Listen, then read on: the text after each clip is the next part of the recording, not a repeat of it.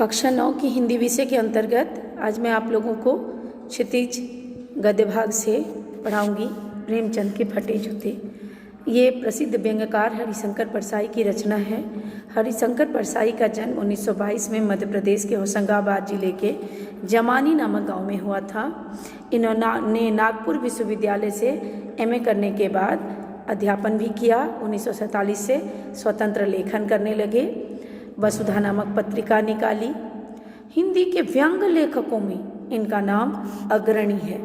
हम कह सकते हैं कि हरिशंकर परसाई व्यंग्य साहित्य के एक सशक्त हस्ताक्षर हैं। भारतीय जीवन में रचे बसे पाखंड, भ्रष्टाचार, अंतर्विरोध, बेईमानी पर लिखे उनके व्यंग्य लेखों ने शोषण के विरुद्ध साहित्य की भूमिका का निर्वाह किया है।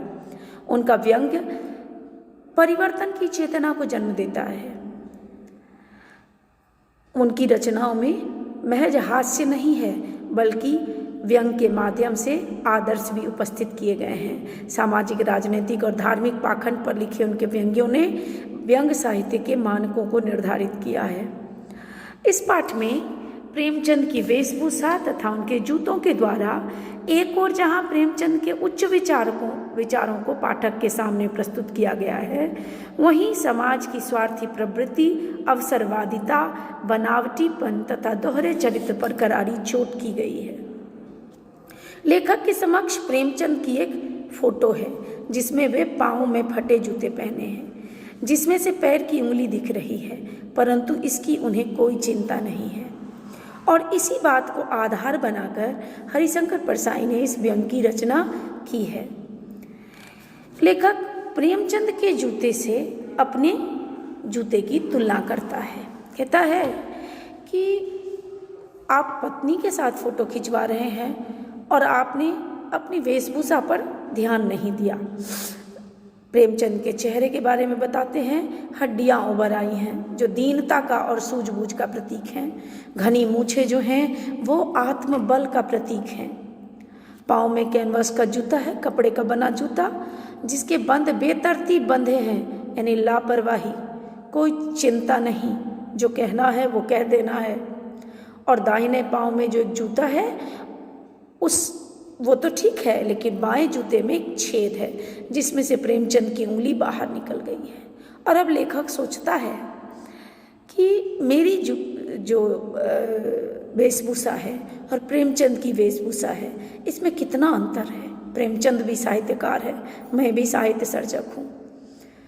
और लेखक की नज़र प्रेमचंद के बाएं जूते पर अटक जाती है जिसमें छेद है, और मन में विचार करता है कि अगर फोटो खिंचानी हो तो लोग पोशाक तो बदलते हैं, चेहरे की तरफ देखते हैं और कहते हैं साहित्यिक पुरखे, अर्थात जो साहित्य लेखन करता है उसका पुरखा तो कोई साहित्य लेखक ही होगा।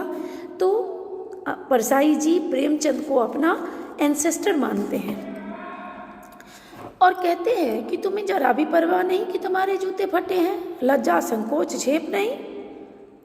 और वो इसलिए नहीं क्योंकि तुम दिखावे में यकीन नहीं करते हो। क्या तुम इतना भी नहीं जानते कि धोती को थोड़ा नीचे खींच के पहन लेते ताकि उंगली ढक जाती, मगर फिर भी तुम्हारे चेहरे पर बड़ी बेपरवाही, बड़ा विश्वास है।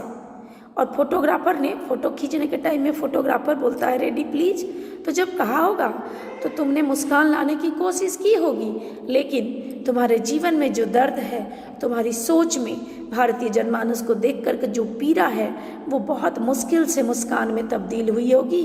और तब तक बीच में ही फोटोग्राफर ने फ़ोटो खींच लिया होगा और थैंक यू कह दिया होगा, और तुम्हारी मुस्कान अधूरी ही रह गई होगी। और तुम्हारी ये मुस्कान उपहास है, व्यंग है भारतीय जनजीवन पर, भारतीय जनमानस पर और उन तमाम साहित्यकारों पर जो दिखावे के साहित्य की रचना करते हैं।